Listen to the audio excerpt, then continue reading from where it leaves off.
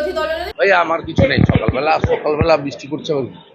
দীর্ঘ ৯ বছর ধরে ছাত্র সংসদ নির্বাচন হয়নি, তারপরে কলেজগুলোতে টিএনসিপি আখড়া, যে কলেজের ছাত্র সংসদের নির্বাচনের সঙ্গে কোনো সম্পর্ক নেই।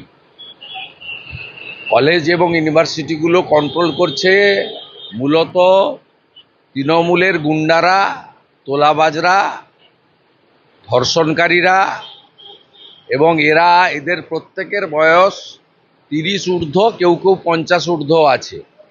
এদের সবাই বিবাহিত, এদের 2-3টে করে বাচ্চা আছে।